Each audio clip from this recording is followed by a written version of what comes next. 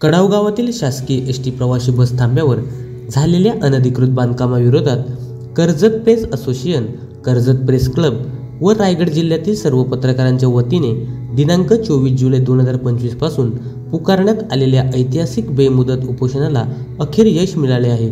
प्रशासनाने 2 दिवसात म्हणजेच दिनांक 26 जुलै 2025 पर्यंत सदर अनधिकृत बांधकाम पोलीस बंदोबस्तात काढण्याचे स्पष्ट लेखी आश्वासन दिले आहे।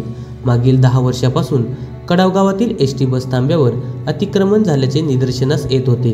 अनेक वेळा पत्रकार व सामाजिक कार्यकर्त्यांनी संबंधित अनधिकृत बांधकामाबाबत लेखी तक्रारी व निवेदने सादर केली होती। शासकीय कागदपत्रांची पूर्तता, जागेची छाननी आणि पाहणी यानंतरही संबंधित बांधकामावर कोणतीही कारवाई होत नव्हती। त्यामुळे अखेर पत्रकारांनी थेट कृतीचा निर्णय घेत बेमुदत उपोषण पुकारले। दिनांक 24 जुलै 2025 रोजी सकाळी 10 वाजता कडाव ग्रामपंचायत कार्यालयाच्या आवारात पत्रकारांनी बेमुदत उपोषण सुरू केले।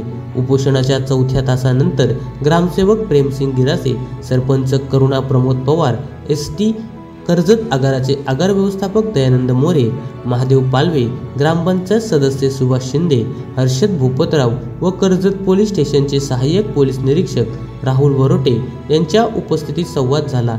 यावेळी ग्रामपंचायतच्या वतीने दिनांक 26 जुलै रोजी पोलीस बंदोबस्तात सदर अनधिकृत बांधकाम हटवण्यात येईल असे लेखी आश्वासन देण्यात आले।